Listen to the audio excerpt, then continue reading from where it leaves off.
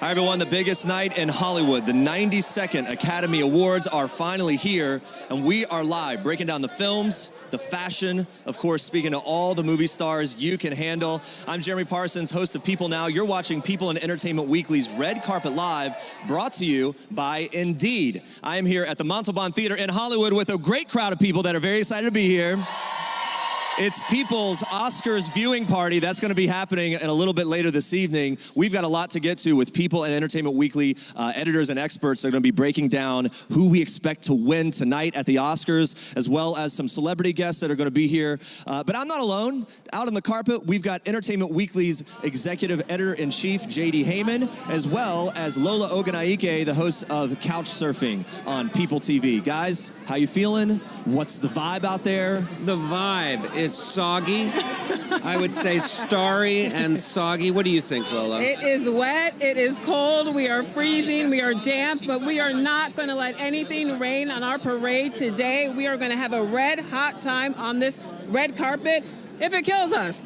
We're doing everything we can here. I don't know if you've seen the movie The Revenant, but that came out a couple of years ago, and it was set in Canada and snow and bad conditions, and this is quite like that. There's actually water bearing down on the tent above us, so sometimes you see it pooling like Lake Superior. At any moment, this could be an ice bucket challenge. You know what? Speaking of The Revenant, Leonardo DiCaprio is nominated today for Once Upon a Time in Hollywood. We got to bring it back to the tonight, well, right? today, yes, Leo will be here in a different movie, in a movie that was set here in sunny California. That's right. And you know who else will be here this evening? So many people. Brad Pitt. Brad Pitt. One of my favorite people. Yeah, Greta Gerwig. Oh my goodness. Seeing? Laura Dern. Renee Zellweger. Oh, Cynthia Erivo. Should she win tonight, she may EGOT. She may be an EGOT. She may be an EGOT. One of the youngest ever. And she's got an Emmy, she's got a Grammy, she's got a Tony, but she doesn't have the O. She needs the O. But she's nominated for 2 categories, Best Actress and Best Song. So she may walk away with the Oscar. I think she's going to get something. I'm not letting her leave without at least a little chocolate Oscar. Speaking of EGOTs, I want to take it back to an ego, a very humble ego, Mr. Jeremy Parsons at the Montalban Theater. Yeah, I'm here with People digital editor Zoe Ruderman. Zoe, good to see you. How's it going? Look lovely tonight. You excited? Thank you. I'm very excited. Yeah, so talk to us about this event. It's the People Oscars viewing party. What exactly is going to be going down here? Yeah, we're going to be watching the Oscars all together on the red carpet. Yeah, right. Exactly what it sounds like. So we have tons of people here. Everyone looks really good. I see some very good looks. As you can hear, everyone's very excited. So it's really fun to get everyone together. Everyone's really into the movies. We're all going to be like breaking down all the looks. It'll be fun. One thing that's pretty crazy that we've been talking about a lot at the office, we've been even talking about it here a little bit before this live show, is that now fans can actually text People Magazine. Did you know you wanted to do that? You didn't, but you do need to. But don't you want to? Tell us about this. Yeah, so we just launched this last week. It's the same platform that a lot of celebrities are on. So like J-Lo, John Legend, Ellen. You can literally text them. It's not an app. And now you can text people. So you literally open your phone as if you were texting your friend. It's 212-479-1704. When's the last time you had to memorize a phone number? I don't know. It's been a long time. And you can text us. You can follow along. We're going to be sending out videos and boomerangs and photos from the red carpet. We sent out some Fashion Week stuff yesterday. So it's just another way to communicate with us. It's really fun. And it might be me responding. It might be Jeremy. It might be Dan Wakeford. We're going to rotate through. Yes, see who mans the phone there. As you mentioned, People's Sexiest Man Alive, John Legend, does use this already. How we feel about John Legend, everybody?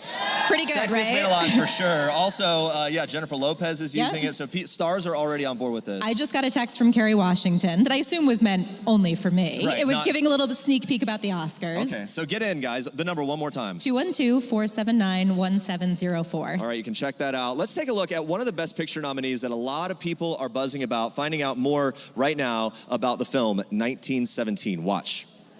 I read a lot of diary entries from soldiers just to sort of understand the headspace of a soldier back then.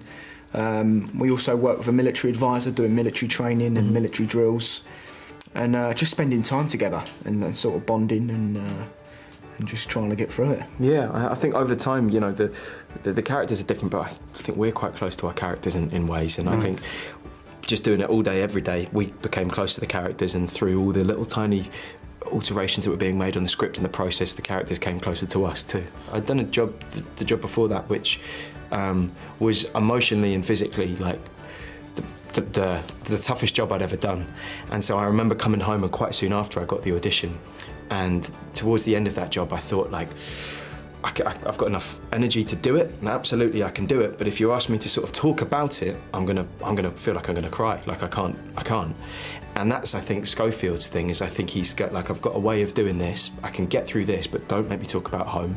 Don't ask me about this, because if I go there in my head, I won't come back to this, and this is where I am. And so that, for me, was something I drew on with Schofield. Yeah, for me, there was nothing really something that I drew on from my own life, but there was something in particular. There was a photo in the costume department. They had a big photo reference wall that was a big wall and filled with pictures of soldiers and stuff. And there was one picture I saw of 3 soldiers and 2 soldiers standing either side this one man that was very straight and, you know, your average sort of World War I soldier. And there was one man in the middle that had all of his coat undone, his shirt was all twisted, and he was leaning against the truck. And there was something that just reminded me about Blake with that soldier. You know, even though they're in the middle of a war zone, he just seems so, you know, warm and charming, and I liked that. And I saw that the man had 2 rings, one on his middle finger, one on his pinky finger. And I took that and I put it on Blake, so every time I looked at it, it made me think of that photo.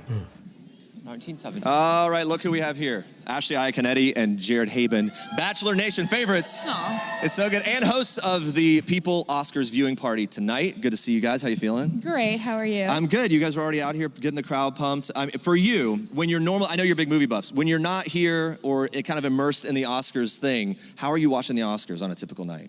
Pretty blandly. Oh, really? I mean, yeah, definitely at home on the couch. There was one year that we did go to an IMDb party, and that is how we met our wedding planner. He planned the party. What? Yeah, he planned the IMDb party, and then he planned our wedding. We were very lucky. So who knows what comes out of this one, right? Exactly. You might find your wedding planner tonight, or your future husband or wife. Let's talk about this. 9 Best Picture nominees tonight. 1917, Once Upon a Time in Hollywood, Parasite, The Irishman, so many.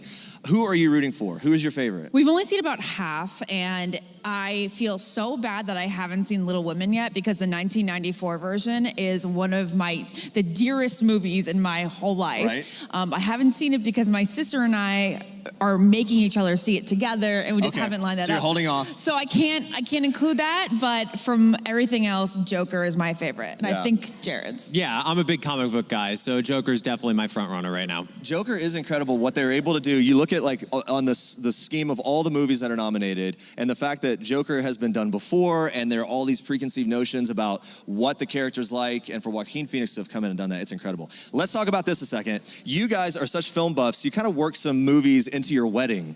Tell us how that went and what exactly you guys did.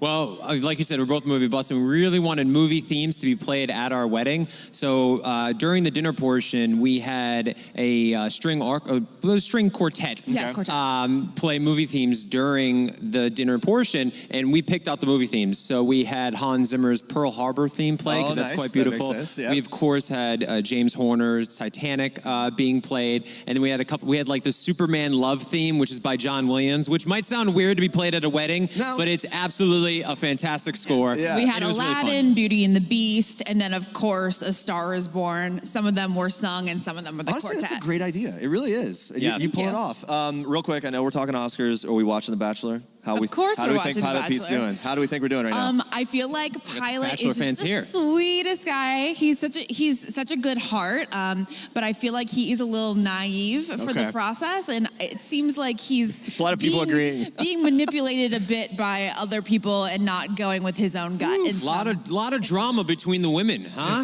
My to the point of like, wow, it's getting serious, and like, let's move forward, right? Poor Peter. Anyway, it's not about The Bachelor tonight. It's about the Oscars. You mentioned Little Women. We're going to take a closer look with the cast and filmmaker. Watch. Behind the scenes, no one liked each other. No. I still don't like any of it. There was no silence. Especially you. Yeah. No silence. You know. I feel 5 conversations going at the same time. Oh. Like right now. Yeah. Constant. But the amazing thing about women is that you're able to have 5 different conversations and also still go, yeah, I know, I said, you're able to tune in. Totally. Imagine the enthusiasm of knowing you're on a great project, multiplied by the fact that there's a lot of people in it, multiplied by the fact that it's a lot of young people, multiplied by the fact that everyone's very happy to be there. So what was, I don't want to say cool, but like maybe doubly inspiring, I think, for me was our first AD, and Tracy Letts and Saoirse Ronan. We had been in Lady Bird but to see their enthusiasm equaling Greta's equaling mine, but then all these amazing new flavors that Greta gets to play with, like everyone was super excited to be there, and with good reason. Not to make an empty sales pitch, but I think like this is a very worthy thing. It's why I love working with Timothy, it's Saoirse, Tracy. I love working with artists who pick things they're passionate about and then really give it everything they have from beginning to end. And yeah, it's very impressive. Yep, we're dancing it in. People Style and Beauty Director Andrea Laventhal is here. Here she goes. Big hand for Andrea. Look at this. Looking great. I love it. I'm so glad. I see a lot of sequins in the audience. All right, let's talk about this. I wasn't the only one. You weren't the only one, but let's talk about the looks we're expecting tonight at the Oscars on that red carpet. You and I have talked throughout this entire award season, some of the trends we've seen. Yeah. What's sticking out to you and what do you expect? Okay, so one of the big trends that we've seen so far is gloves. I don't know if it's the royal effect or people are feeling Disney princess, but they've been doing the elbow length opera gloves. Okay. Very elegant. It's very elegant. Very it's next elegant. level. Yeah. Yeah. My little girls have that as part of their princess costume. Well, who and so doesn't why want to not? look like a princess? Who doesn't? All right, let's talk about this. Specific to Oscars, do you think there will be new trends that we see tonight? Because it is the next level event. Sure. So what I think we're going to see tonight is just major glamour, elegance, huge diamonds, because if you can't wear them tonight, when can you when wear can them? you? Exactly. We have had some talk about the diamonds, the amount of money represented in the millions of dollars throughout award season. And as we've talked, I think it was the Globes, and then we saw at SAG Awards different places, the sort of layered necklace look, right? The multiple layered diamond necklaces. Why wear one when you can wear two? You know, let's get the millions up there, the carat count doubling. Right, all right. I guess when you look at what we've seen at the SAG Awards, what we've seen at the Golden Globes, and down the line, as a sense of importance, what is the difference in how people approach the Oscars when it comes to fashion? Because the stars really kind of can go all out tonight because it's the final hurrah. Well, they can go all out, but they typically play it safe. Because at the other shows, they're a little looser. You got the TV people, the music people, but tonight, they go a little more classic and elegant. Let's talk about the guys for a second. We talk a lot about the ladies, but the guys are kind of stepping up their fashion game this award season. What do we expect to see from the fellas at the Oscars tonight? I think exactly what we're seeing on you. Oh, really? Some velvet. Oh, stop it. Okay, yep, velvet head to toe.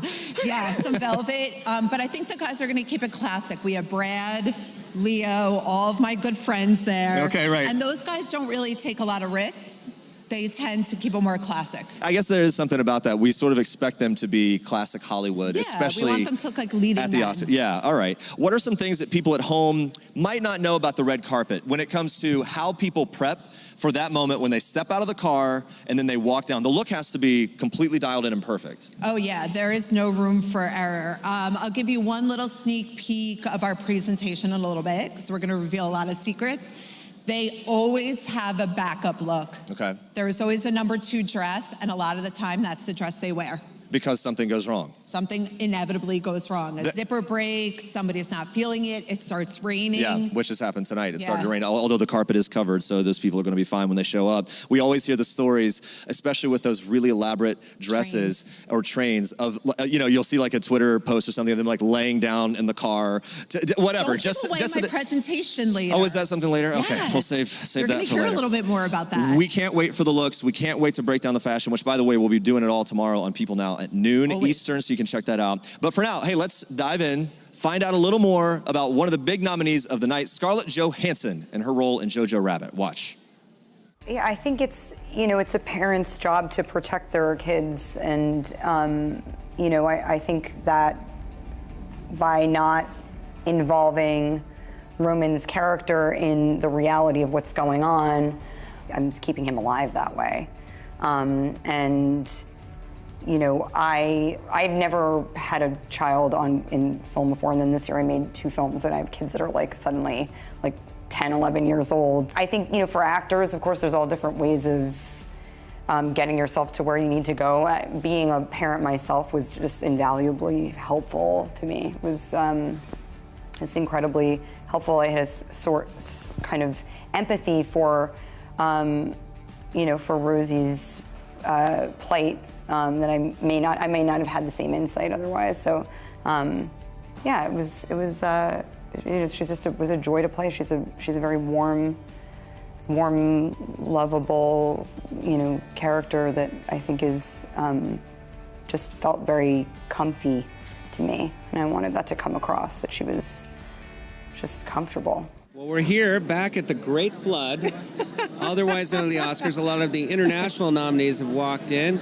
We're having a great time here at the Red Carpet Live, brought to you by People in Entertainment Weekly, and of course, indeed, it is a unique night in Hollywood. It is a unique night, but we're having a great time. We've already seen Zazie Beetz. She's in The Joker, and she's a star of Atlanta. She looked fantastic in a sequin cocktail number and matching shoes. Extraordinary. Just a glimpse of what's going to come on this hot red carpet. We're going to will it into existence. I'm freezing, but the red carpet is red hot. It's red amazing. Hot. Let's keep saying it. It's red hot, warm. Red It's very hot. warm. It's warm. And she looked incredibly glamorous compared to what she, obviously, The Joker was not known for its glamour and its fashion. No, it was wasn't, a gritty but little movie. You know what it was known for? Joaquin Phoenix's stellar performance.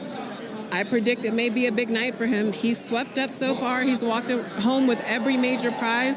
It's looking like it's going to be his night. What do you think, JD? I think that one, all the acting categories are looking pretty set. Now, you never know at the Oscars, but it does look like Joaquin Phoenix is the far and away clear front runner for Best Actor. So if you put money on your Oscar pool, and that's who you put your money on, I think you're in pretty good shape.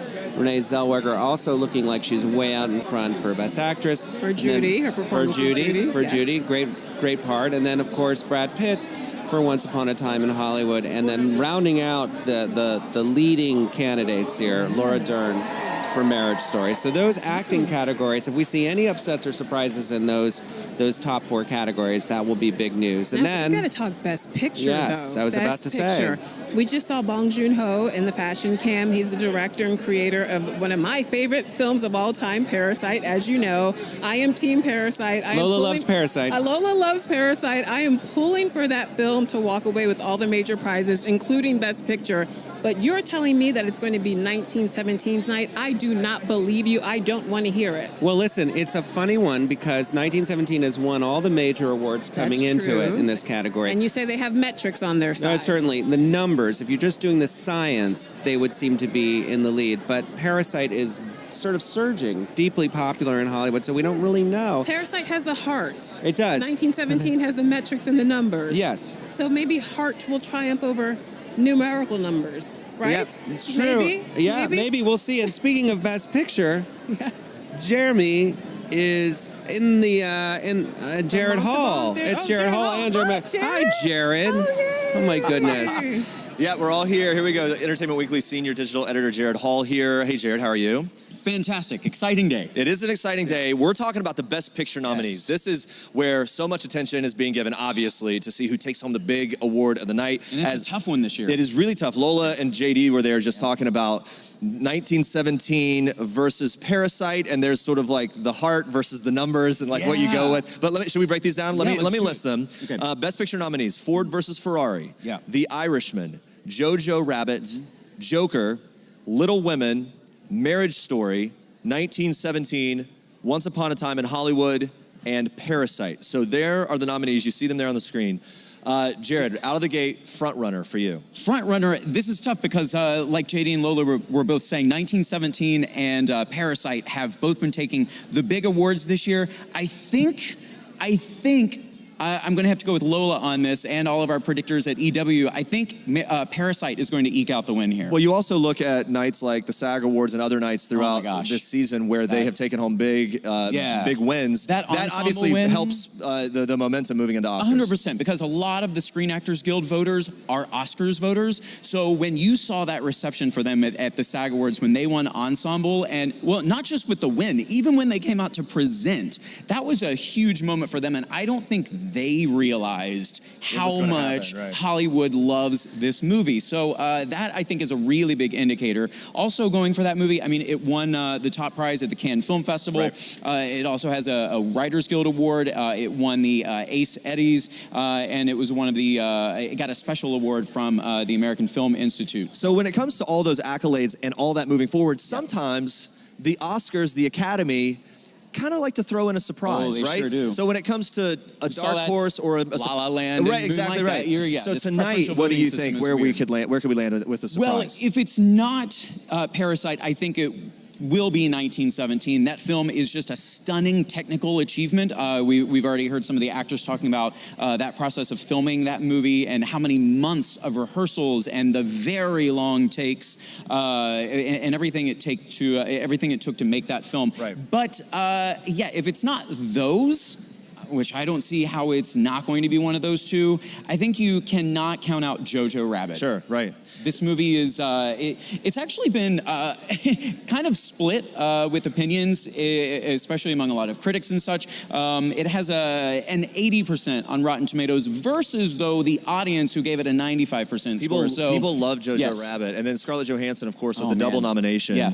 It'll be interesting to see how that plays out for her in terms of Yes. acting categories. But Yeah. let's talk more about that. Joker. How do we feel about, look, Joker came out, lots of people loved it. Yeah. There were buzzes of controversy surrounding it as course. well. Yep. I don't know how that plays into Academy voters and their sensibilities. No, honestly, I think they're not looking at that. I think, I mean, you've got to also look at the numbers here. That film made over $1 billion worldwide, a large chunk of that money right here domestically. They're looking at the film and they are seeing Joaquin Phoenix is this movie. He's going to win Best Actor. There's For no sure, question. right. Of course, we'll talk more about that later. But that film also has a lot of other great technical stuff going for it. You look at the cinematography, the score is phenomenal. Todd Phillips' direction is great. Todd Phillips, by the way, who did the Hangover movies, which you think about yeah. the transition from that tone, that style of movie to something like Joker. It's incredible. Should we talk about The Irishman? Because you've got this incredible cast, and that's one thing that's defining this year of award season. All the A-list that's rolling down that carpet. Man. And The Irishman just has these legends in the cast. Robert De Niro, Al Pacino. Joe Pesci. Harvey Keitel. And Scorsese obviously did the film. Yes. Talk about The Irishman and how that was just, in some ways, when you look at classic Hollywood, just this great moment in cinema this year. I mean, first of all, to assemble all of those phenomenal actors, getting Joe Pesci out of retirement, essentially, because you have to for this film. He was so incredible. And who else to do it other than Scorsese, De Niro? Of course, yeah. It's got to be those guys. Only they could do it. But that film, and a lot of people have watched, we, of course, don't have box office totals because it's a Netflix film. So there's no real box office for it. It had to do its qualifying run, and it made a little less than $1 million. That aside, the film, almost 3.5 hours, but it's so engrossing just in their story. I mean, granted, there were a couple times I was like, oh, we're about to wrap up here, right? No, there's another hour still and a half another left. hour. Right. A very long movie. But that's fine. And it continued on, and there was a whole other deep layer to it, and I was just as invested, especially once we got into more stuff with Sharon's daughter, and you saw that entire relationship play out. That sort of came in that third act in the film. Right, exactly. How about Once Upon a Time in Hollywood? I keep saying this, that there's this feeling that people in Hollywood and people that vote love movies about Hollywood, right? Hollywood loves movies about Hollywood. 100%. How does that play in here in terms of the reception and likelihood of Once Upon a Time in Hollywood possibly winning? I think that plays in big time, and actually I think this movie is the dark horse. We should not count out this film, and I'm saying that because of this weird preferential voting system that the Academy has for picking Best Picture, and it's even too complicated to really try to boil down into something here quickly. But that film, yes, it has the Hollywood factor going for it. It has Quentin Tarantino. It's a fantastic script, which at one time was looking like it was going to win Best Screenplay, Best Original. I don't think that's going to happen anymore. That said, you've got DiCaprio, you've got Brad Pitt, Margot Robbie, Luke Perry. It's so many fantastic actors in it, and I actually think it's one of my favorite Quentin Tarantino films. I know that ending, people were like, what the heck? I loved it. Well, it's very Quentin Tarantino, right? Very it's exactly what you expect Well, from and him. honestly, I didn't think it became a Tarantino movie really until then. Right, yeah, and that's why the first part of it, up until that last 20 minutes, I was like, wow, this is a whole other level of filmmaking for Quentin Tarantino. A lot of eyes on Parasite tonight because Parasite's done so well, as you mentioned. But talk about the significance historically of that movie, should it win, and what that means to sort of diversity within the Academy Awards. Well, it's huge. We've talked about how big it was just for the cast and the recognition at the Screen Actors Guild Awards, but it would be a historic win. It would be the first foreign language film to win Best Picture. It has 6 total nominations, but it's collected a lot of awards along the way. It is If you've not seen it, I can't. I don't even want to try to tell you can't what say it anything is. because it's immediately full of spoilers. You just have to go see it. It's a phenomenal film. Why isn't anyone really talking about Ford versus Ferrari? That is a really good question because Right? look, It you've doesn't got come up Matt Damon. usually in these no, conversations. right? You've got Matt Damon. You've got Christian Bale. In great fantastic performances. Fantastic really performances. Great story. The two of them together are Right. just electric together. By the way, and it's a very exciting film. It also is quite emotional at times. It should be, I think, in another year. Without a Parasite, without a 1917, it may be higher up there on the list. A lot of people didn't, they just thought like, oh, it's just like, it's an action movie, it's a car racing movie. No, it's not. It's so much more than that. There's a lot more to it than that. Yeah, a lot more. Marriage Story was one of my favorite movies of the year. Yeah. I just felt like it was almost like you watched it was like this acting workshop. Yes. I talked to Scarlett Johansson at the SAG Awards. Yeah. She was telling me how great it was to partner with Adam Driver and just the chemistry they had to have to create those. But look, I'm a married man. The fights in those the arguments that they have are so realistic. They really hit the tone. But talk about that and just seeing the two of them and seeing Adam Driver in a different kind of role. Man, Adam Driver is just phenomenal. That guy is going to 100% be an Oscar winner, not this year, but he will win an Oscar one day. I think it's the same for Scarlett Johansson. It's also shocking that Scarlett, she has 2 nominations this year, but she's one of those people I think a lot of folks think has Oscar nominations. She doesn't. This is her first year, and she got 2 of them. So kudos to her on that, of course. But yeah, you're right. Watching the two of them together, you feel like you're watching people who've known each other for years, just as the movie portrays. The fights, I spoke with Noah Baumbach about this, and a lot of divorces we see played out in pop culture, they're very, butting heads, and there's a lot of arguing. There's not a lot of that in this film until one very important epic scene. Right. But you're exactly right, though. It creates a tone that's not cliche. Right. It's not cliche. Very real. And he said, that's because the intent is that it's a love story. These people still love each other. They just can't be married anymore, Sure. and that's fine. There's nothing wrong with that. Good way of putting it. Yeah, he says he's actually learned a lot about the film from audiences who, folks who are divorced, talking to him about it, things that he never intended to be there, but just kind of, that's the beauty of film. You can take from it what you want. You can. Such great representation, and people really got on board with the cast of Little Women. Talk some about that and what a difference it makes in terms of just an entry in this list. You look at it, Little Women stands out. It really does. In terms of everything. The cast, the obviously cast, lots of women in it, but then the type of story it is up against these others, it really, I don't know, I think it gives it an edge. It 100% does. Unfortunately, of course, Greta Gerwig did not get a directing nomination. She did get a screenplay nomination. She, like Quentin Tarantino in original, she in adapted category. I think for a while, folks thought, oh, this is hers. I don't know. I don't think so anymore. I think it might be Taika Waititi's for Jojo Rabbit. But yes, this film, I loved it. And it is different from the other Little Women. That's the big thing that a lot of people ask. Why do we need another Little Women adaptation? Watch the movie, you'll see, because they just do something so... It's special. Yeah. It truly is. It's a little more modern, even though it's still set in the same time frame that the original story was written. The performances are fantastic. Florence Pugh, I think, is really the standout. She absolutely deserves that nomination she got. She's going to be a huge star. One of the stars, the young stars of Once Upon a Time in Hollywood. Yeah. Such a breakout moment for her, and man, we're going to be seeing a lot more of her, I have a feeling. Yeah. Right, Mackenzie Thomas. Yes, she's great. And by the way, that leads us perfectly into this next little bit. We are going to talk about, or we're going to hear Leonardo DiCaprio here. Right. Talking about working with Luke Perry on the set of Once Upon a Time in Hollywood. Watch this. I was just immediately struck by his kindness. And talking about being a native of Los Angeles, being around this industry my entire life, and really having it, in a lot of ways shaped who I am, there was this immediate excitement in seeing Luke Perry, on set. It was incredible. I remember being, in my teens, and he was the manifestation of the new Dean on television, and everyone was crazy about him. And I felt this overwhelming feeling of kind of being starstruck. But then he and I got to sit down and talk about Los Angeles, the 90s, his life, where his career had gone, where my career had gone, where his life had gone, and I was just so, how do I say this? The kindness of his character just really, I don't know, it really affected me when I heard that news. it was really heartbreaking, to say the least. Generous, man. Incredibly generous human being. All right, Julie Jordan, People's senior West Coast writer, is here. Hi, Julie. Hello, nice How are to you? be here. How are you feeling tonight? I'm excited. Yeah. This crowd is amazing. For you, you cover movies. You've been with people a while. Mm-hmm. What does the Oscars weekend and the energy surrounding it? What does it mean to you? I think it's just nonstop in the sense that you want to be excited for everyone. You want to be excited to be here, to see the crowds, to see the fashion, and mostly it's the end of the award show season. So people are relieved. They're excited. It's kind of the culmination of an amazing year. And buttons it up, and it is an amazing year. One of the standouts is Brad Pitt.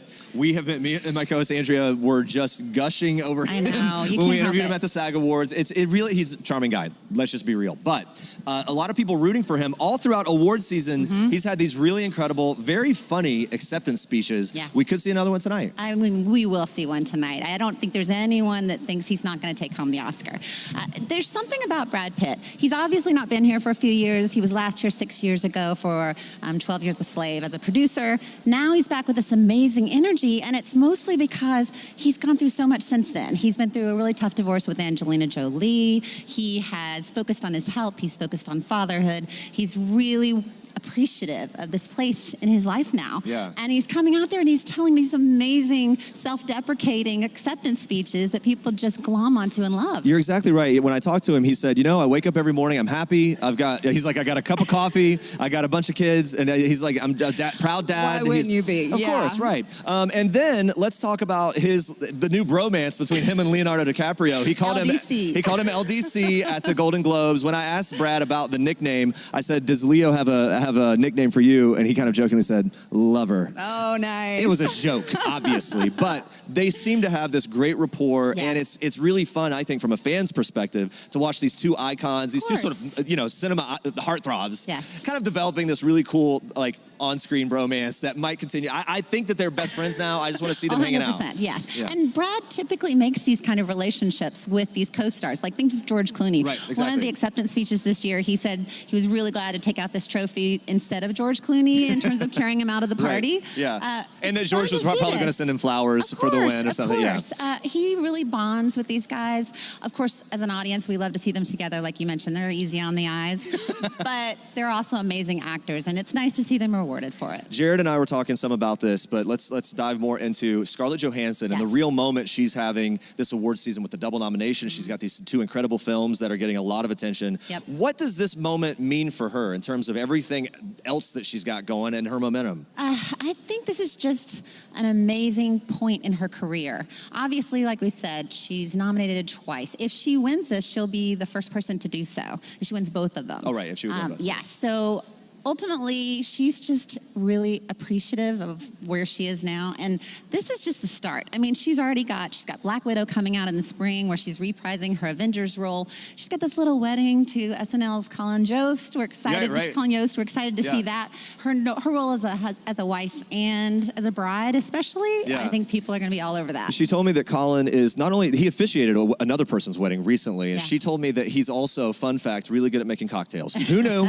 But it turns out Colin Jost. You need that. You need that in a life partner, no matter what, for sure. Let's talk about Billie Eilish. Yes. We just saw this incredible sweep of the Grammys. I know. Queen of the Grammys. Queen of the Grammys. 4 major wins. Audiences are really connecting to Billie, aren't they? Well, she's 18. I think we're all kind of living vicariously through her because she's so excited to be at the party. She can't believe all this is happening. She's extremely humble. She's having a good time. Yeah. And I think tonight she just announced that she's going to be singing the song for In Memoriam, one of her favorite songs. We all kind of suspected she might be singing her theme song to the new Bond film, but I think you might see her back here at the Oscars next year because no doubt that song's probably going to get nominated. And she's opened up about, when she talked to us, about how important it was for her to be honest with her fans about all that she's been through with depression and very serious things that she's gone through and overcome, and that fans have really obviously, responded to that as a voice that they relate to. It's really good to talk to you. You too. Thank you so much. And we're going to go back down the carpet now to JD and Lola. I feel like I'm in the Emerald City.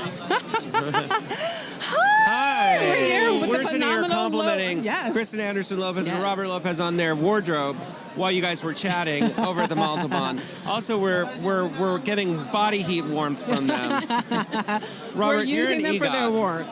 He's a double EGOT. Double EGOT. Yes. Yeah. So at this point, it must just be an old hat, huh? You just come in here, you pick it up, they drop it off in the back. There must be something wrong with me because I'm still kind of freaked out. But I you know, there's nothing better than this. I mean, getting to watch all these celebrities and just be a small part of this Hollywood circus. It's so cool. Dress up. We come out here for sort of a week here and there during these campaigns, and it does feel like going to the Emerald City, which is why I dressed like I was going to the Emerald City. And then we go back to our normal lives. Tomorrow we get on a plane and we're back to yoga pants and songwriting. Your lives are anything but normal. You look fabulous, by the way. But you two, how do you come up with hit after hit after hit after hit? How does it work exactly? It all starts with story. It all starts with working with great storytellers like Jennifer Lee and Chris Buck and all of the geniuses at Disney Animation. And we are lucky because they build a playground that inspires us, and songs bubble up. And many of them fall on the ground, but the ones that stay come from great storytelling. Let's talk about Into the Unknown. Talk about a great story and a beautiful melody. Last time we were together, it was at the Frozen 2 premiere, and you graced us with a little bit of that beautiful voice of yours. Can we get a little something? I've been using this voice a lot this week, so you'll get the hoarse version. But I love I can hear you, but I won't. Some look for trouble, while others don't. There's 1,000 reasons I should go about my day and ignore your whispers, which I wish would go away. Oh. That's pretty good. Adina Menzel is on the fashion cam right now. I think she's probably a little threatened by what has just happened here on the red carpet. I don't think so. She actually hears our demos every time she sings one of our songs. Yeah, she gets our version of it first, so she always hears my voice first, and then she tops it and pluses it as only Adina can. Well, the two of you collaborating together, do you I mean, obviously you come at these things from very different perspectives. That's right. When you're kind of arguing or debating what to keep, what to throw out, like, who usually prevails in those kinds of conversations? What do you think? The truth, the best idea. Really, at the end of the day, best idea wins. Sometimes out of those arguments, we realize, oh, there could be a better solution that we can build together. Those are the best times. Yeah, you never want anyone to lose one of these arguments because then they feel, stifled and stepped on. You want to find the way forward, the third way, the best way together. Yeah. Before we let you go, you guys, is there an unsung hero who helped you get here this evening? Yes. In fact, he's coming as our +1. Tom McDougall, who is the music supervisor. He's the person who hears every song first and says, yeah, I like it. Send it to the directors. Or you know what? Go back. I don't think we've found it yet. He's the one who sets up the orchestrations. If there's a tuba, he's hired that tuba. He's also the one who knows all the rock stars and gets the rock stars to sing them for the end credits. Aurora, he got Aurora, who is the Norwegian, and he's just a dear, dear human being. And so he's with us tonight. We're going to let you walk into the unknown. See what I did there? Oh, yeah. Well, these two rock stars are going to just clean up tonight, and we're going to throw it back to you, Jeremy, at the Montalban. Thank you guys so much. Love a good pun, Lola. Love a good pun. We are now joined by Melody Chu, People Deputy West Coast News Editor. Good to see you, Melody. Hi, Jeremy. Should we break down the lead actress nominees and talk about them? Let's start with Cynthia Erivo from Harriet, Scarlett Johansson, Marriage Story, Saoirse Ronan, Little Women, Charlize Theron, Bombshell, and Renee Zellweger, Judy. So where do you land on a prediction for this category? Okay, well, it would be shocking if Renee didn't win because she's won everything else this season. For Judy, right. Right, yeah. right. And she really embodied Judy Garland. I'm going to say this. It's strange to me. It's just one of those years where that movie and her performance is getting so much attention. Yes. But no one's seen the movie. No, it's one of those things where I feel like most of the people that I hear talk about it love the performance, but generally speaking, a lot of people haven't seen it. That's a pretty interesting thing, and it's going to make I think do really well for the movie in post-market as people find out more and then flock to it. Totally. I think also if you look at Parasite, it really took off, after award season started, but it came out way before. So it's kind of the same thing what you were talking about. Yeah, similar feeling. So, okay, down the list. Yeah, so if she wins, which she will, I think, she'll be the 21st woman to win more than once. So that's exciting for her. Cynthia Erivo, I mean, she was Harriet Tubman. Okay, and right, yes. That was and one of my favorite performances of the Yeah. year. She's amazing and really having a great moment. She's amazing, and if she wins, she'll be the youngest EGOT winner ever. Which is a very big Yes. deal. I'm going to stop you right there. I want to keep you here, but we are going to go back to the carpet. JD and Lola. We are here with Aurora, the Norwegian superstar who sings in Frozen 2, Into the Unknown. You are the North Wind. Yes.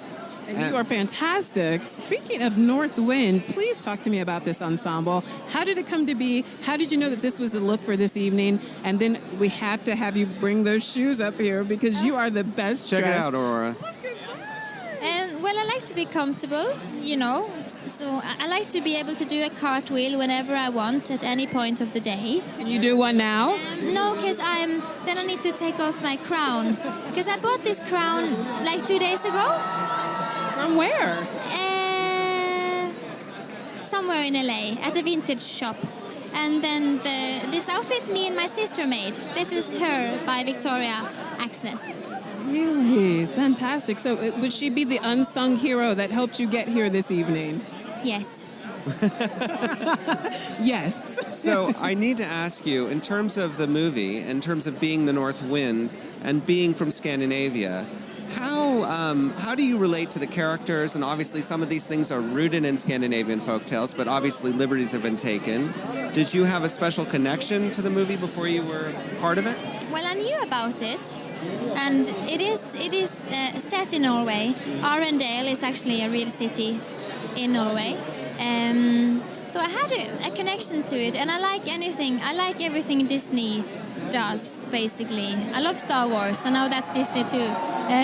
But I love everything Disney touches, because they don't underestimate children, you know, which you shouldn't. Take us back to the moment when you first saw the final product, when you feasted your eyes on Frozen 2. I saw the movie 4 days ago in my hotel room, and I really liked it. I was eating some truffle fries. And Sounds awesome. Yes, very nice. And then I fell asleep. Well, on that note, I think you should go get some more truffle fries or a little chocolate Oscar or something. Enjoy your night. Thank you so much for stopping by. I'm going to toss it back to you, Jeremy, in the fabulous Montalban Theater. Yes, and Melody Chu still with us here. Now let's talk about the lead actor nominee, okay? Or nominees, all of them. The category. Here we go. Antonio Banderas, Pain and Glory. Leonardo DiCaprio, Once Upon a Time in Hollywood. Adam Driver, Marriage Story. Joaquin Phoenix, Joker. And Jonathan Pryce, The Two Popes. Melody, where are you with this one? I'm going to go with Joaquin Phoenix. Yeah, everyone knows, right? Just like Renee, he swept the whole season. But the Academy also loves a transformation, and it was definitely a very physical role. He became the Joker. And the fact that he was able to pull off that laugh in a way that gave it a backstory, it made sense, and it never lost tonally. It never became hokey or weird. It was always kind of this eerie, brooding thing. Right, and Heath Ledger won also for his portrayal, and it's similar. It was very real, and it felt like a real breakdown. Yeah. So, yeah. I would say that would be the biggest upset of any category if he didn't get it. Joaquin also showed a lot of love and kind of honored Heath Ledger in his previous speeches, so that would be likely, again, I would suppose, right? Absolutely. I think he's used also this entire award season to advocate for issues he's passionate about, whether, it's pushing for vegan fare at the different award seasons or going right after the SAG Awards to advocate for animals. Sure. He showed up in his tux, which is incredible. Yeah, he uses his platform to draw attention to things he really cares about. For you, who else stands out in the category? Is there anything else that really kind of got your eye? I thought Adam Driver was incredible in Marriage Story. There were so many wonderful performances there, but he really made that role feel so real. It's such a sad breakdown of a marriage, and I think a lot of people can relate, whether you're married or not. Yeah, no, absolutely. That we were saying earlier, there was a real authenticity about that. Antonio Banderas, not a lot of people have been talking about him, but a huge moment for him too. Right. And I saw a lot of critics saying if they could pick a winner, maybe him. But they don't think that he will win, but he should deserve it. And then of course Leo, Once Upon a Time in Hollywood. Yep. We've been talking a lot about that. Yeah. What a big moment it was for Brad Pitt, Right. but also a big moment for Leonardo DiCaprio. It is, but he's had his years. Yeah, he's done his thing before. Yeah. He's good to go. And then let's talk about The Two Popes. That's something that, again, that's another one of those movies that I think is gaining a lot of steam in terms of attention because of the nomination for Jonathan Pryce here. Yeah, I think out of the category, a lot of these are more transformative roles, especially across the board. But in this lead actor nominee category, it's more of stepping into, Sure. Yeah. No, that makes sense. And I'll tell you this, we were mentioning a little bit earlier, if we bounced back to that lead actress category that we kind of got cut off on when we had to toss down, that Cynthia Erivo is just having such a big moment, big year. I'll never forget the story she told me when I interviewed her for Harriet about how she was at the airport moving her life from the UK to the US, and she was in tears because she was so scared. And it was like, I don't know if this is the right decision to make. And it was such a huge moment for her, even to the point where like the airline attendant had to like help her to the side so other people could board the plane. She did board the plane. She has had huge success on Broadway, and now she's an Oscar nominee, almost could be the youngest. Double nominee, and could be the world's youngest ever EGOT, which is a big deal. But talk some about her and what she's experiencing right now. I think she's so multifaceted, and that's something you're seeing more and more of. I mean, look at Renee, who knew she had, all those singing chops in her too. Yeah. But I think Cynthia is sort of paving the way too for other actors, singers of color who might not be getting as much recognition as you would hope. Yeah. I think if she doesn't win tonight, I hope she gets that Best Original Song, so she gets the Oscar. Too. I think it's going to happen. We're rooting for you. Fingers crossed. Thank you so much. We'll have more with you a little later. Now we're going to go back down to JD and Lola. So Brad Pitt, Leo DiCaprio. If you want to ask me who stole Once Upon a Time in Hollywood, it was Julia Butters. That's right. Who is amazing as an established child actress coaching Leo DiCaprio. I did a good job. How are you tonight? I'm amazing. I'm amazing. Tonight I just feel amazing. I'm so excited to be here. I'm excited to just see everyone here. And I'm excited to be doing this interview right now. You look amazing. This pink confection is beautiful. You have a matching purse, but I'm more interested in what's in that bag. I hear you've got something delightful, something delectable, something you can see some of it poking out through here. Yes, what is going on in that bag? Unveil it. Let us see. Ooh, food! Sandwich. It's a sandwich. And it's chopped up in all kinds of little segments. Exactly. That's right, girl. Oh my goodness. It It's looks the Oscars. really, really There's good. no regrets. There's no Whoever says actresses don't eat, there you go. She's eating on the carpet. Live. There we My go. type of girl. Woo! It's the Oscars. There can't be any regrets. There's no going back. So I think it's safe to say that you're excited to be here. Oh, yes. I'm so excited. I'm so excited. I can't. Who are you looking forward to seeing this evening?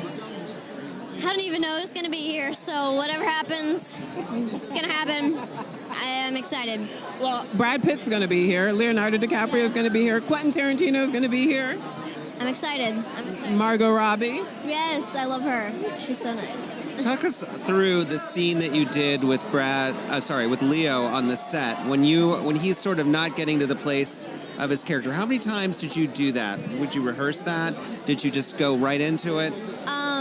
I went to his house to rehearse it, and the thing that we mainly focused on was when I pat his knee, telling, it's okay, and that was the main thing. For that one little, it's okay.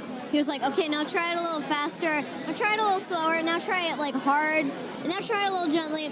Perfect, okay, save that. Before we let you go on in there and eat the rest of your turkey sandwich, is there an unsung hero that you'd like to give a shout out to, someone who helped you get here this evening? My acting coach, Kimberly Bigsby, I hope you're watching this. If so, you might be crying, I don't know, but I love you so much. I would not be here without you, no matter what. Well, we love you. Thank you so much for being here. Go in there and have a fantastic The time. sandwich looked really, really good, and I'm going to send it back to the Montalban where Jeremy and Jared Hall are not getting anything to eat, but they'll have some good conversation. No, we haven't had anything to eat. I've never been more inspired by a nominee than bringing a full turkey sandwich in the clutch. I have some cookies in my back pocket, actually. That's all it's the same. I mean, that's like, that's what you wish for. It is. We're back with Jared Hall here, Entertainment Weekly Senior Digital Editor. Now we're going to break down the Best Director nominees. Ooh. This is a big category. Let me just list them, and then we'll break them down. Okay. Martin Scorsese, The Irishman. Todd Phillips, Joker. Sam Mendes, 1917. Quentin Tarantino, Once Upon a Time in Hollywood. Hollywood, and Bong Joon-ho from Paradise. Again, Parasite. I'm sorry, Parasite. Wow. It might be Paradise for them if they win Yes, tonight. yes. And that movie, of course, is the standout for we think is going to be the winner. But you tell me what stands out to you, front runner for Best Director. Okay, so this is a tough one, like we're saying. I think it's actually going to go to Sam Mendes for 1917. He was, well, that film at the Golden Globes, period, a surprise winner all over the place. They were not expecting those wins at the Globes, and that really catapulted them into this award season. I mean, you know, some people had seen the film, knew how great it was, but those wins really were like, oh, okay. And the following Friday, they opened wide and were number one with $35 million, something like that. That film, by the way, has gone on to make like 200-something million worldwide. It's so well. Fantastic. We're going to stop right there, and we're going to break down these All more right. in just a sec. Jared, stick around. We've got Sebastian Maniscalco with JD and Lola. That's right, Jeremy. We have Sebastian Maniscalco here, one of the lions of American comedy, packing in arenas, and now, obviously, dealing with some of the titans of the movie industry in The Irishman. Pretty exciting for you. Yeah, for me, being a comedian, working with these guys was something that I never thought was going to happen. I mean, I grew up in Chicago watching these guys as a kid, and next thing you know, I'm doing a scene with De Niro and Pesci the first day. So a little intimidating, a little anxiety-driven, but I'm here at the Oscars for the second year in a row, and I'm talking to wonderful people like yourselves and listening to every Elsa sing songs. Yeah. Well, take us back to your first day on set, because you start you start the film with De Niro and Pesci. I mean, it doesn't get any better than that. No, I'm retiring after this, and I don't see myself ever working again. So, yeah. That's not true. It's been great. It's been great, but just even going to these parties with these guys and getting to know them on a personal level has been really, really special. Now, when you stepped on to a soundstage and you're looking at Robert De Niro and Joe Pesci and Martin Scorsese, how do you cope with the kind of jitters? Do they calm you down, or do they make you nervous? What do they, how is that? Yeah, I was extremely nervous the first day, and once we did that first scene, after that, it was kind of off to the races. I really had no time to even think about being nervous or whatnot, but I would be lying to you if I said I wasn't sleeping the 2 nights prior to doing this. So it was, I could perform in front of 20,000 people at Madison Square Garden, but you put me in a scene with those two and it gets a little hairy. Yeah. Okay, your people are saying that you've got to go, but really quickly, before we let you go, you have a lot of people. She's giving us a wrap Almost right as now. many people as there are Elsas one on the red person who's carpet. like, it's over. It's over. But before Whitney we let you Tancred. go, really quickly, is there an unsung hero who helped you get here this evening? Someone you'd like to show some love to, give a shout out to? My entire family and my wife. My family's been so supportive. My mother, my father, my sister, my wife. Doing this business and being on the road a lot, especially with 2 kids at home, is quite daunting. And my wife has been unbelievable. And my parents were there, my sister were there when I came out here in 1998, and I moved 2 blocks away from where we're here now at the St. James Apartments. Didn't know a single soul in Hollywood, and here I am. So pretty cool. Here you are. Well, have a wonderful evening and congratulations. Thank you so Take much. care. Enjoy your night. See you soon. You got it. Sebastian Maniscalco, we're going to throw it back to the Montalban, where amazing things are happening with Jeremy Parsons. I got to tell you, I am such a fan of Sebastian Maniscalco. I love his comedy. And hearing that story, this whole sort of rags to riches, moves to Hollywood, doesn't know anyone, right across the street from where the Academy Awards are going. And now, fast forward to this moment, he's walking the red carpet. It's part of that Irishman cast, which was unbelievable. Right. Jared and I, we have been talking about the Best Director nominees. Yes. You were talking, just kind of breaking down Sam Mendes' nomination for 1917. The technical aspect of that film has been getting a lot of attention. Does the Academy typically respond well to that kind of thing, particularly the technical feat?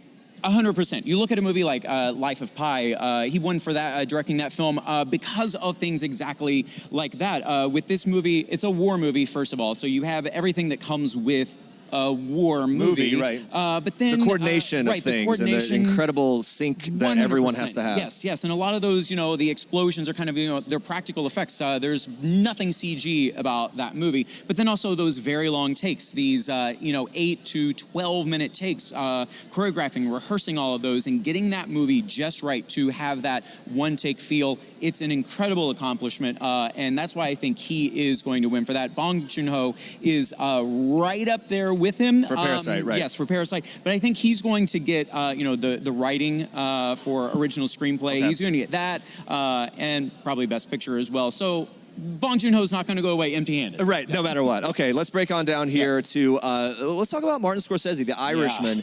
For Martin Scorsese, obviously, he's Hollywood royalty. Yes. He is someone that traditionally, the Academy has rallied around before. Sure is that has, something we'll see tonight? Oh, yeah, this is his 9th directing nomination. He's only won once, which is just a travesty. He should have won several other times, but of course he won. It's crazy. 13 years ago for The Departed. It feels like it was 5 years ago. I remember the moment where it was like the longest standing ovation ever. Yes. It was this big moment of finally, right? Finally, right. Finally for that win. Yes, the Academy loves Martin Scorsese. He, of course, came under a little heat the past few months for his comments about, the big, Marvel movies and such. The superhero movies, not feeling like cinema. But that aside, he's moved on. He's moved on, as should all of us. That film is just, as we talked about when we were breaking down Best Picture, it's a real feat as well. The story spanning as long as it did, I was not bothered by the changing of their ages. Some people did talk about that a lot with Robert De Niro, the effects that were used to age him or to make him younger. Didn't bother Some people were distracted, right? Did not bother me one bit. I thought it was done pretty flawlessly, actually. And the cast, they're all great. It's a fantastic script by Steven Zaillian, who in any other year would probably win for his script. But yeah, I mean, The Irishman, he absolutely deserves to be in this category. Let's talk about Todd Phillips and the Joker movie. Joker was incredible. We were mentioning this before, and Todd Phillips, really as a director, showing so much range when you think and consider 100%. What he did with The Hangover. I actually was talking to Ken Jeong not long ago about that and how he was so excited because he has known Todd Phillips personally now for a long time, since doing The Hangover movies, jumping out of the trunk, the whole thing. But he said... Can't forget that Can't forget that ever. But he said that he knew that Todd Phillips, it wasn't surprising to him at all that he was able to pull this off in terms of the tone and kind of carrying this dark overture throughout that whole movie. Right. Well, I mean, if you really think back to not just the first Hangover, but all of those, there really is, there is a dramatic thread in those movies. And it might not be as obvious on initial retrospect. You remember those crazy, funny, hysterical moments. But yeah, Todd Phillips knows how to handle drama, and often people who are in comedy are the best at drama. Sure. So I think a lot of people felt Todd Phillips didn't really earn the right to be able to direct this movie, and I think that's just absurd, especially once you look at it. Yeah, I think a lot of people did not expect this from him, and that's really where this nomination's coming from. And what a great moment for him personally, right? Oh, to have absolutely. taken that challenge, knowing that he faced some headwinds in terms of people doubting his ability, and then boom, lands it so strongly, and now the nomination. It would be a big night for him. Quentin Tarantino, Once Upon a Time in Hollywood. Let's just say this, at the People After Party after the SAG Awards, Quentin Tarantino, Leonardo DiCaprio, and Brad Pitt all hung out in their section together until 10 minutes before the party was over. A lot of times people at that level will kind of in and out. They'll make an appearance and leave. And I think the reason for that, as we watched them there, was that there's this real bond between them that you're able to kind of pick up on. That showed in the movie too. Oh, absolutely. I think it shows in all of his movies. He has a real connection with his actors. He's an actor's director.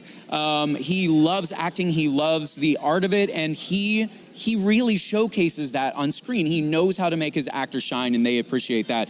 This is his 3rd directing nomination. He says he's only going to direct 10 movies, and then he's done. This was number 9. So I don't know if that means we should be looking forward to the 10th one to be with the Scorsese, the finally win. Yeah, right. By the way, what a smart move, because then it just creates this anticipation, right? And everyone's paying attention. Exactly. When they may or may not have before. Exactly. I mean, they would have. He does great work, but I'm just saying. Fantastic work. And he does have 2 Oscars, by the way, both for writing for Pulp Fiction and Django Unchained. So he's not been overlooked by the Academy. This just isn't going to be his year for winning the directing Oscar. And Quentin Tarantino and Brad Pitt obviously have a great relationship, a working relationship that goes back. That kind of helps when viewers and fans of him come to the table, come to the theater, and watch a film. They kind of know what to expect to some degree in terms of tone. When you have those familiar actors as well, you get it that they've got that chemistry. Yeah, and you often hear actors and directors talk about, there's it's an unspoken language between us. We get each other, and you don't really know, what they mean, but you don't really know what they mean unless you've been in a similar kind of situation. But they just understand what what they expect from each other, what the other wants. Quentin can probably just be like, hey, why don't we do it again with oh, right, I gotcha. I know what you want. I don't even have to, you don't have to give me details. And like you said, that all really shows on screen. And this film is, as I mentioned earlier, it's one of my favorites of his. He just unleashes this story and showcases Hollywood. Literally some shots all around this theater where we are tonight. Another great director, Ryan Johnson, is with JD and Lola right now. Let's take a listen. Hi, Ryan. How you doing? I'm doing so good. So your handlers are saying we only have one question. Oh my gosh. What should we ask you? This is a lot of pressure right now. The knives are out for us. The knives are out right now, man. It's do or die here. Yeah. You must be thrilled with the phenomenal reception of this film, though. You know, that is a good question. I like that question. No, it's been so much fun because we made this movie entirely just thinking about the type of movies I used to go see with my family when I was a kid, and we'd all have a blast in the theater. And so we just made this movie wanting to give audiences a good time. To see that they did, and they told their friends, and they went back and saw it more time. It's so fun for me to see. It's so cool. It was a good time, but it also wove in some real strong social commentary. How did you strike that balance between having a message, but also wanting to make sure the message didn't overpower the good time? Well, I think the best entertainment always has something on its mind, and that doesn't mean it's like wagging its finger at you or preaching at you, but it means it has some themes that it's thinking about. It's got some stuff that it's, chewing on. And hopefully you leave the theater having felt like you had like a truly entertaining time, which means you had fun and you also, there was a little bit more to that I can maybe process afterwards, Now, before you run off, I have to ask you, the enthusiasm for this cast and for this type of storytelling has been so huge. People are asking you if you will get at least some of these people back together to solve another murder mystery. Well, I'm already talking, I'm writing what hopefully will be the next one right now. But the idea is it would be Daniel Craig as the detective, whole new cast, whole new case, whole new location. It's just like doing another Hercule Poirot mystery like Agatha Christie did, So we'll see. Fantastic. So we'll look forward to another body and twists and plots and knives and poison. That's right. All right, take care, man. We got 3 questions. Thank you. We shoved in three. Shoved in 3 questions for Ryan Johnson. Have a great evening. Have a good evening. And back to you, Jeremy. 3 questions. Snuck them in, and three fantastic questions. You got them all in there. Ryan Johnson, an incredible filmmaker, writer, and director. And I think back, we were just talking some about him. He caught my attention, even though he's had his hand in the Star Wars universe. But I remember Looper is where he really grabbed my attention. Did you guys see Looper? It is a fantastic time travel sci-fi film. Time travel is tricky because sci-fi lovers will take you to task for if you mess it up. And he did not. That film is phenomenal. It is a must-see. And, of course, he also directed some episodes, I believe not all the final season, but Breaking Bad, some of the best episodes of that show as well. He's incredibly talented. Yeah. Someone else very talented, Diane Warren, down the carpet with JD and Lola. Oh, hey there. We're here with one of Hollywood's most legendary songwriters. She's just cranked out the soundtrack of our lives. Diane Warren, shimmering here. Good to see you. Nice to see you. Thank you. You look incredible. I think you've got the best accessory of the night. You have a beaded treble clef around your neck. I thought I had a cast. Number 11 on it because I've been nominated 11 times. See that. My friends did that. It's my 11th nomination. 11 I'm a lucky nominations. elephant with a trunk up. Let's see how lucky it is. So, the first time you came to the Oscars must have been unbelievable. What is it like at time 11? It's more exciting than ever, especially this song, which was from a smaller movie. And, frankly, it was a long shot. So even getting nominated, and because the message of the song really resonated. I'm standing with you. And wait till you see her perform. Wait till you see Chrissy tonight. So Chrissy Metz is on the fashion cam, and she is performing your song this evening. It's going to be, oh my God, it's going to be amazing. What can we expect? Expect to be blown away. Now, Diane, when you were growing up and you were going to the movies, do you remember a particular moment or film or song that really inspired you to go into this line of work? There wasn't one movie, but I remember seeing Hard Day's Night by the Beatles. I have older sisters. I just always loved writing songs. I think it's natural. Like my first big hit was a song called Rhythm in the Night. That was in Barry Gordy's The Last Dragon in 1985. See, I have 5 decades now. This is my 5th decade. Diane, nomination. please don't underplay that song. I know, That is one of the best songs ever written. fully aware. DeBarge performed it. Yeah, it's DeBarge. I will break out into that song Go on, right do now. it. Go on. To the beat of the rhythm of the night. Yeah. Dance until the morning light. Forget about the worries on your good. mind. 'Cause you can leave them all behind. Perfect. And then there's like a na, You're going to na, Hollywood. na, na. Na, na, na. There we Yeah, go. at the end. Na, na, na, na, na, Who doesn't know that song and who doesn't love that song? Well, I really like it. And Yeah. she's, Well, you know, I she's mean- going to do the new version of it. You We're heard it citing here her. first. A collaboration. It Look, happened and I here. gave It Diane happened Warren. Now, we're going to let you get on inside. Thank you so much Thank for you being so here. much. Have a Thank you. wonderful So great evening. to see you. Great to see you. Best of Thank you luck for tonight. all the beautiful music throughout the years. Thank you. Appreciate it. So, Jeremy, we'll take it back to you at the amazing Montalban Theater. I have the second act of DeBarge here with me. Really? Oh, getting the dance moves in. I like that. Oh, I can do that a little bit, but I'm alone, and so it's weird, and everyone's looking at me and thinking I'm real weird. Sorry. Laura Dern on the fashion cam there, we saw a little earlier. Just such an incredible performance when she, just became this attorney in Marriage Story. It was really great. Guys, there's so much going on and so much to talk to, so many people to talk to, so much to talk about. If you're just tuning in, you're watching People in Entertainment Weekly's Red Carpet Live. One of the biggest nominees of the night that everyone's excited about, Parasite. And we're going to take a closer look with the filmmaker and cast. Watch. 영화 재밌기 때문 아닐까요? 특히 부자와 가난한 자 얘기를 다룬 영화인데 그렇게만 얘기하면 사실 또 너무 심각하게 생각할 수 있지만 우리 다송이는 완전 예술가 재질인데 무슨 편지를 그린 거죠? 자화상이에요. 역시 저는 뭐 사회학자는 아니죠. 정치, 경제를 분석하는 사람도 아니고 단지 그게 그냥 우리 주변 일상에 늘 있어서 자연스럽게 표현하게 되는 것 같아요. 창작자들은 아마 다 그럴걸요. 네. 주변에 항상 우리 길을 가다가 사람 하나만 1초만 스쳐 지나가도 저 사람은 가난하구나, 저 사람 지금 힘들구나, 아니면은 와, 저 사람은 정말 부자구나. 그들의 냄새를 맡잖아요. 길에서 스쳐 지나가도. 그냥 자연스러운 일인 것 같아요. 네. 옆에 두 배우분들 보시면 되게 이렇게 스위트하게 생기셨지만 평소에 워낙 폭력과 거리가 먼 그런 인물들이에요. 영화 속 인물들이. 예.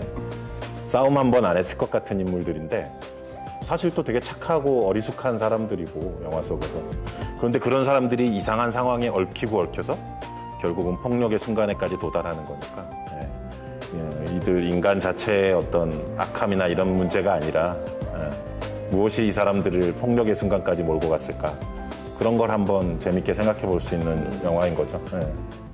Well, we would like to say that the sun may be peeking through the clouds just as we have Dean Charles Chapman and George McKay here from 1917. Thank you for bringing the weather from England. I know, I'm sorry. Yeah, we feel very responsible actually. It's all your fault. This is I you. know, right? Yeah. So Well, this sorry. is, it's to make. This is a first time for us. We just wanted to make the situation as comfortable as possible, Exactly. and stick to what we know. What is going through your mind? Your first time at the Oscars. You must be thrilled, but also a bit overwhelmed. It's a lot to take in. It's exactly that. To be honest, it's a lot, but it's a thrill. It's really lovely. Yeah, we're buzzing. You're what? Buzzing. Buzzing. I thought that was like some British colloquialism I hadn't heard, but it's buzzing. Buzzing is actually something we do use here. Yeah. I wanted to ask you both. I mean, this was obviously a grueling shoot for both of you, and you had to do a lot of intense things. When I talked to Sam Mendes about sort of that first set of sort of sequence when the two of you are going through the barbed wire together, how hard was that to do? Like there were corpses and all kinds of things, mud. Yeah, do you know what? The No Man's Land sequence for me was one of the difficult ones. I mean, they was all difficult, but that one in particular, I think because the conditions that we were filming in were very realistic. I always say that the mud is equivalent to walking on ice. That's how slippy it was. And that bit in particular, having to crouch with all the heavy gear on and the gun, our quads were burning by the end of the day, yeah. Yeah. And then there was the scene at the end, Sam was saying that they just had you run, and there were about 8,000 extras running at you, and you had to just stay focused. Were you freaking out as all these people were falling down? Well, yeah, that's the thing. We'd rehearsed for a long time, and that was actually, it wasn't meant to happen when I get knocked over. And but the rule always was, like, unless Sam says stop, you don't stop. So just got back up and carried on running. What was it like to work with Sam Mendes? We know that this was a real labor of love for him. He was inspired by stories that his grandfather told him. What was it like working with him, and how invested was he in making this a reality? Well, firstly, it was amazing. Like Sam's a proper master. Like he's a really lovely man, but as a director and as a storyteller, he's just got this incredible understanding of kind of the architecture of storytelling, of how and when you give information, like in images, in words, and sounds, to create a reaction, and just to kind of have access to be around that process, and just the way his head works was wonderful. And but as you say, this is a very personal story for him, and this is the first time he's written a script too. So it's just, I think you kind of feel that innately. You feel that innately, and he brought that to the production and brought it to the way that with this, everyone had to be working on every element of the scene all of the time. So we were rehearsed as a whole crew for 6 months before we shot, and that was led by Sam's kind of personal drive to make this happen. So it was, we've got him to thank for that, really. So we're getting the tap, which means you have to go to another trench here on Flanders Fields. I like that, JD. You know, I can roll my World War I anecdotes. I'll quote a little Wilfred Owen now for you. War poets. They study them over there, but not so much over here. But anyway, nice to see you both. Nice to see you. And have a great night tonight. Thank you. Have a wonderful evening. We're going to take it back to you, Jeremy, in your Montalban Theater, where it's insulated and warm and people are comfortable. It is insulated and warm here at the Montalban Theater. If you're just tuning in, this is where all the activity is about to take place a little bit later. The People official Oscars viewing party. Guys, how you feeling in here? Let's hear it. Kind of filling up. Things are filling in, and it's going to be a fun night ahead, that's for sure. The Oscars, by the way, kicking off at 8 p.m. Eastern on ABC. You can check that out. But we're glad you're joining us here. Melody Chu, People Deputy West Coast News Editor, is back. Let's break down this category. Supporting Actress nominees. Here we go. Kathy Bates, Richard Jewell, Laura Dern, Marriage Story, Scarlett Johansson, Jojo Rabbit, Florence Pugh, Little Women, and Margot Robbie, Bombshell. So what sticks out to you? Predictions, frontrunner. We saw her not too long ago on the fashion cam, Laura Dern, looking regal in that, satiny gown, but I'm not here for fashion. I'll leave that to Andrea and Zoe. But yeah, I think it's hers to lose. She was so much fun in that movie. I mean, she provided the comedic relief when it was really a heavy rest of the cast. They had to deal with a lot of heavy matter. But yeah, she really added some levity. And there was a lot of response in here when Laura Dern showed up on the screen. You guys are fans, right? It seems that that's the case. All right, who else sticks out to you in supporting actress nominee category? I think Scarlett Johansson. She has 2 nominations. I said that earlier, so if she wins, she's actually setting a record. Nominated twice. If she wins, she'll be the first woman, actually. Yeah, supporting actress for Jojo Rabbit, such a big thing for her. And then Florence Pugh, really a breakout moment for her with Little Women. Yes, and that movie, I mean, it did really well and it was embraced, but you haven't seen that many guesses that she might take the win, but I think she really had a wonderful role. That could be one of those surprise upset kind of things. No one really saw it coming, sort of the dark horse. Should we move on down to supporting actor? Yes. You ready for this? Big category here. Joe Pesci for The Irishman, Al Pacino, Brad Pitt, Once Upon a Time in Hollywood, Anthony Hopkins, The Two Popes, Tom Hanks, A Beautiful Day in the Neighborhood. I loved that movie. Tom Hanks is my guy. That's my number one. And I was so happy with what they did, how he embodied Fred Rogers. It was incredible. Who doesn't root for Tom Hanks? He's just such a nice guy. You want him to win everything. But I do think it's Brad's. I know. My heart is with Tom, but my head knows that it's actually. But we all want to hear another Brad speech. And he's going to be so funny and charming. And so, and a big showing here for The Irishman. Joe Pesci and Al Pacino. Will they split the vote? Is that how it works? I think so. I mean, going head-to-head is tough. But gosh, what a great category. These are all legends, right? Yeah, they definitely are. And obviously you mentioned Brad Pitt. Anthony Hopkins, The Two Popes. Anthony Hopkins has this incredible career. He comes through, he just kind of sneaks in, right? Like he delivers these incredible performances. But when it comes to sort of the buzzed about people and performances, that one sneaks in for me. I think so too. I mean, when you see the rest of the category, he definitely is more of a, not an outlier in terms of his craft, but yeah, the rest of the lineup is definitely more like buzzed about, like you said. I think Brad is really interesting considering how long he's also been in the industry. He's never won an Oscar, only for producing. A lot of attention here. The kids from Jojo Rabbit there, kind of loving life, living their best life at the Oscars red carpet as they're showing up. Can you imagine being that age? Watch them. These kids are loving it. Oh, they're stars. You wonder if they like rehearsed it, like, hey, we're doing it together. They're we're not gonna walk nervous the at all. carpet. They're not nervous at Yeah. all. They're just enjoying the day. As that's kind of what you want to see. Oh, and they're jumping. It's kind of what you want to see, right? With kids especially, you realize like, wait, this is supposed to be a night of fun. Yeah. The competition's one thing, but it's such an important, incredible night to just have fun with the movies. Anyway, it's Jojo Rabbit was such a standout. You mentioned Scarlett Johansson, but all right. So predictions for the category for supporting actor. You already said it. Yeah. So wait, did we say all we want to say about Anthony Hopkins? I think we did. How about Tom Hanks? Did we say everything we wanted to say other than like just showing more and more love for him? Did you guys see Tom Hanks as Mr. Rogers? Yeah, in the room here. We're at the Montalban, the people viewing party that's coming up, and people just love him. And Rita Wilson. I mean, And whenever she yes, shows up, yeah. exactly I want right. to see them together too. Yeah, the Hollywood's #1 couple. Yep. All right, good stuff. Let's go back to JD and Lola down the carpet. We'll talk a little more in a bit. Hey, guys. Hi, I thought we were Hollywood's #1 couple. I don't We know. are. We are. I don't know what happened there, but he's referred to someone else as Hollywood's #1 couple. And I'm like, How much fun are we having this evening? and we're having a great time, and you know why? That's because we can't feel our feet or any limbs, and we're just somehow in a hypothermic daze. But who needs feet and who needs limbs when you've got all this glamour on the red carpet? So many people have come to this town and thought the same thing you're just saying. Like, who needs a soul when you could have fame and glamour or limbs? Oh, JD. No, it's too much fun. Amen. It is terrific to be here with you, Lola. We're actually seeing a whole lot of stars coming into the red carpet, and as I said earlier, the sun may be coming out, or at least the rain has stopped, which means that we are not going to drown here tonight. And we are getting a real insight into this Oscars. I mean, it's sort of a nice night this evening. Everybody's in good spirits. That's true. People are not feeling bad about the weather. No one's letting the rain dampen their good time at all. Not and at that's all. really nice to see. And I chalk that up to you. You think I I am think the you're ray the of one. sunshine. Yeah. I'm the one who brought the sunshine. Did you like my singing with Diane Warren? I thought, in fact, I got notes and texts and all kinds of things. They were like, who is that talent, that raw talent that has not yet got a recording contract? And it is you.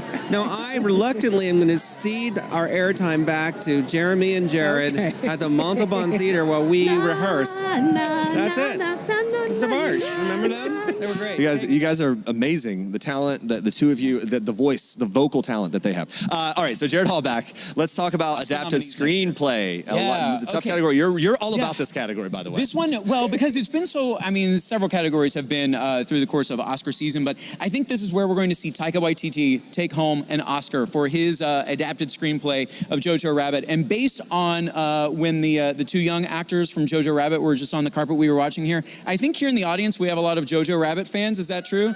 Yeah, okay. See? Yeah, we were talking about this earlier. Some in Hollywood are kind of split on it, but audiences love this movie. I am with the audience on that. I love this movie. So I think Taika Waititi, get excited, everyone. He's going to win, I think, an Oscar. So if you have ballots, if you're placing bets, that kind of thing, mark Taika Waititi for that one. Yeah, and also nominated in adapted screenplay, The Irishman, you mentioned Jojo Rabbit, Joker, Little Women, The Two Popes. That's a tough category. It is a tough category. If anyone is going to, I think, take it from Jojo Rabbit, I mean, look, Steven Zellion's script for The Irishman is fantastic, but this might be one of those, like, oh, because we didn't nominate you for director, this is where... we'll give you this one, right? Right, this is where Greta Gerwig could win. She had the momentum coming into the Oscars. All right, now let's move on to original screenplay. Hey, explain the difference a bit, if you could. Okay, so original screenplay, obviously, it's from someone's own original idea. Adapted screenplay can be based on a poem. It can be based on, like in the case of Joker,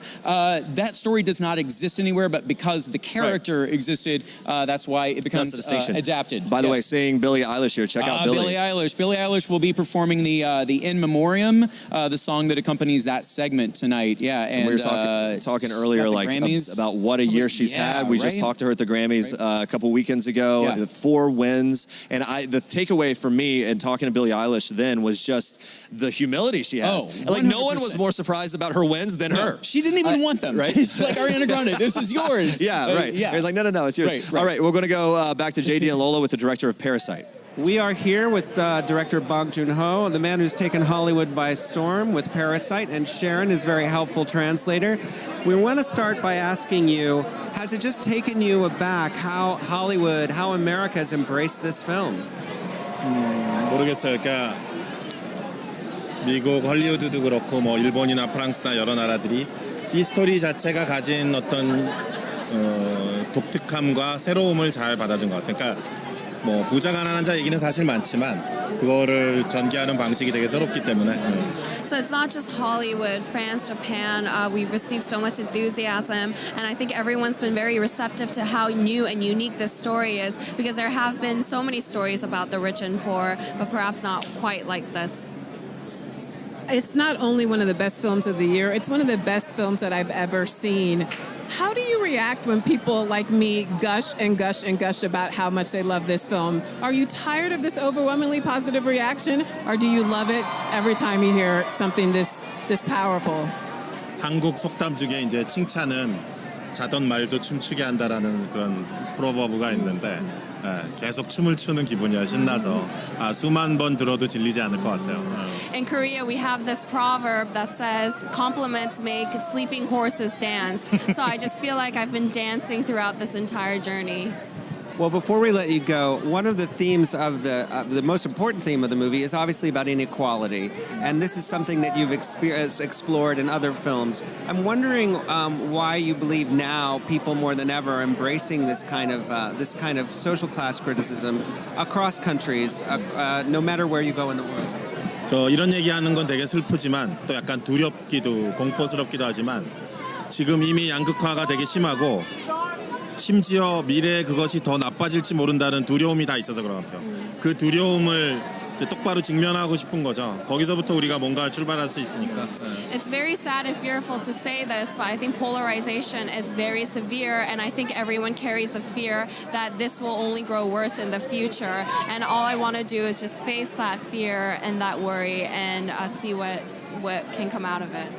Well, thank you very much. We hope the horses dance for you tonight, and enjoy the Oscars. Appreciate it so much. Nice to meet you. Thank you so much. Thank you. And Bong back to you, Joon-ho, Jeremy. back to you. Yeah, Antonio, we're looking at Antonio Banderas there, nominated for Pain and Glory. Yeah. We were just mentioning this, that Antonio Banderas just had that great run on Genius as Pablo Picasso. Next season is another Oscar nominee, Cynthia Erivo as Aretha Franklin. Be sure to watch for, there's going to be a new teaser, a promo during the Oscars. You can see her as Aretha Franklin. Might as well go ahead and say she's going to win an Emmy for that. When I talked to Antonio Banderas last, it was for that, it was for Pablo Picasso, his role as Pablo Picasso, and you could just feel how excited he was about that and how much passion he had for it. That's an actor's role right there. It is an actor's role, and then Pain and Glory also incredible, and he's done such a great job. Great to see him there. Let's talk more about original screenplay, which is what you were kind of breaking down right before we tossed over. Well, and JD and Lola, just speaking with Bong Joon-ho, he and Han Jin-won, I think, are... Again, mark your ballots. I think they are going to win original screenplay here because it's just such a, like we were saying, a wild and twisted. It's funny. It's dark. It's there were times. I mean, my hands were sweaty watching that movie. Well, you just didn't know what was going to happen. No, not at all. It was so unpredictable, and that's what makes it a great screenplay because you couldn't tell what was going to happen next. But some good competition in this category. Well, when you think about Once Upon a Time, Quentin Tarantino taking real Hollywood history and morphing it into his own version of things in the way that only he can do, that to me is a strong contender. 100%, Quentin Tarantino, he also won the Globe, of course, gave that very memorable speech where it's like, there aren't a lot of people to thank because I did this by myself. We know what he meant, but only Quentin Tarantino, I think, could get away with wording it that way. But Rian Johnson, we've also spoken to tonight. His screenplay for Knives Out is just so much fun, and as we've already heard and seen, it's going to be developed into more. So that's a good sign that a script and a story works, especially an original story, which is what audiences want more of these days. Well, Knives Out also struck that really unique tone. It's something that we see in a lot of these nominees, that it was able to find its own note in a way that if you read it on the page, maybe wouldn't make sense at all, but he had it in his mind. He was able to, put it on paper and then more importantly, put it on screen. And Rian Johnson's got an incredibly unique sensibility for that, I think. 100%. And I feel like that's one of those movies where it's just like, You have to tell the actors, just trust me, it's all going to work.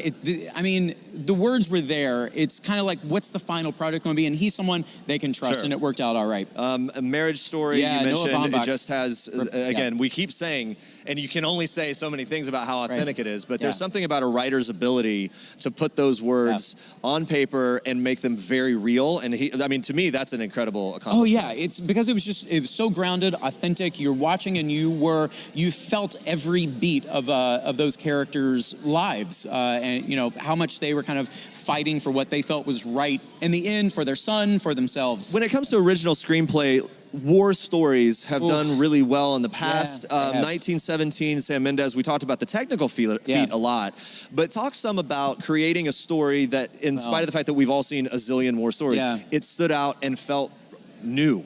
Right, well, the thing with this war story is that it's all told within a matter of hours. We're not talking about Saving Private Ryan over however long, you know, some of these war stories take place. This is in a matter of hours as it kind of plays out in real time on screen. There's one slight break where we advance the story a couple hours, but otherwise, you know, this is a deeply emotional story.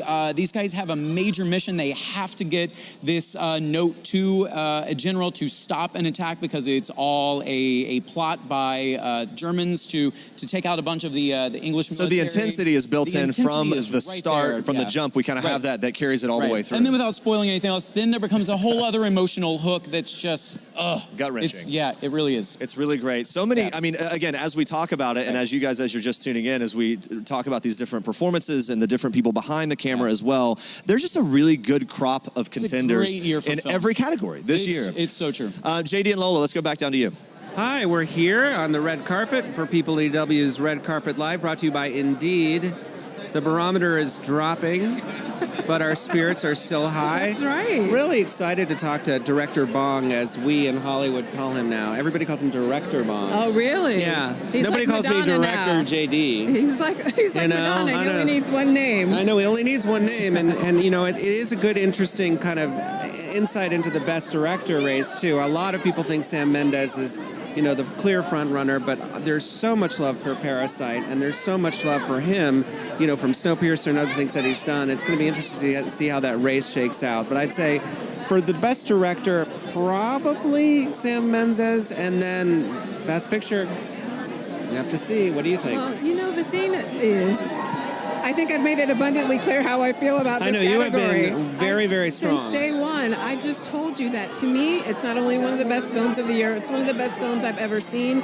A socio-political thriller that's laugh out loud funny.